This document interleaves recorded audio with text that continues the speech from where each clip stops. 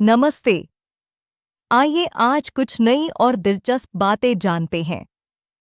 पोषण विशेषज्ञ प्रोटीन वाले खाद्य पदार्थों के बढ़ते चलन के बारे में चिंता जता रहे हैं।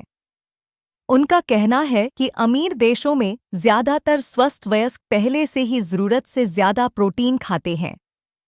यह चेतावनी इसलिए दी जा रही है क्योंकि बाजार में कई नए उत्पाद आ गए हैं, जैसे कि प्रोटीन वाली आइस्ड टी और खास तरह के पॉपकॉर्न।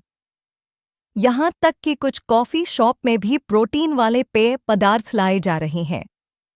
ये सभी उत्पाद लोगों की प्रोटीन में बढ़ती दिलचस्पी का फायदा उठाने के लिए बनाए गए हैं। ब्रिटेन की सरकार एक बड़ी योजना बना रही है।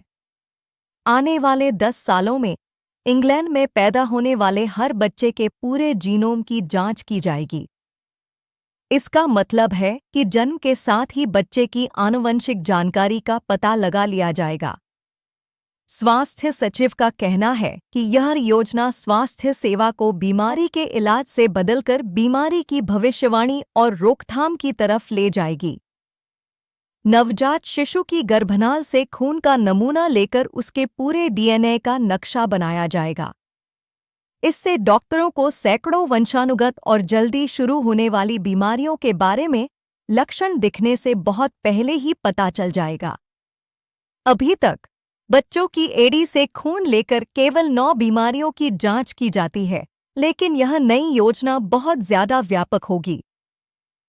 पूरे अफ्रीका में जिराफों की आबादी पिछले साल में 90% तक घट गई है। उत्तरी जिराफ सबसे ज्यादा प्रभावित हुए हैं और अब जंगल में केवल 7,000 से कुछ ज्यादा ही बचे हैं। हालांकि दक्षिणी जिराफ की संख्या में कुछ सुधार हो रहा है, लेकिन उनका भविष्य भी अनिश्चित है। 2025 की जिराफ रिपोर्ट बताती है कि कुछ जगहों पर संख्या बढ़ने के बावजूद रहने की जगह कम होने और अवैध शिकार के कारण जिराफों पर विलुप्त होने का खतरा बना हुआ है।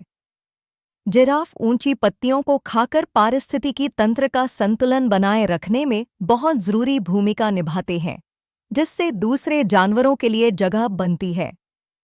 जेनेटिक शोध से पता चला जिराफ के डीएनए में कुछ ऐसे बदलाव हुए हैं जो उन्हें उच्च रक्तचाप, हाई ब्लड प्रेशर के साथ जीने में मदद करते हैं और उनके अनोखे शारीरिक बनावट का कारण है।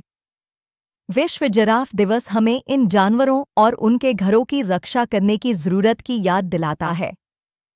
गहरा समुद्र अक्सर एक असली स्नो ग्लोब जैसा दिख सकता है।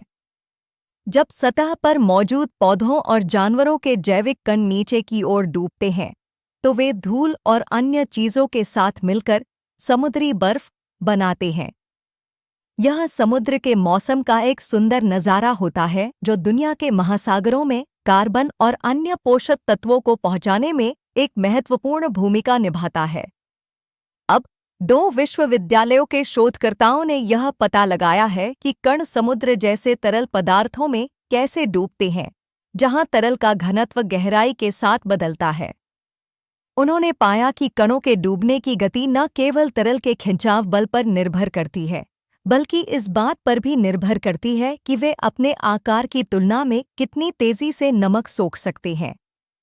इसका मतलब यह है कि छोटे कण बड़े कणों की तुलना में तेजी से डूब सकते हैं, जो कि सामान्य तरल पदार्थों में होने वाली उम्मीद के ठीक उल्टा है।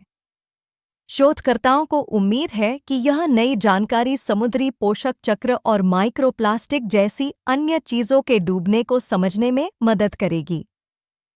मुझे उम्मीद है कि आपको यह जानकारी पसंद आई होगी।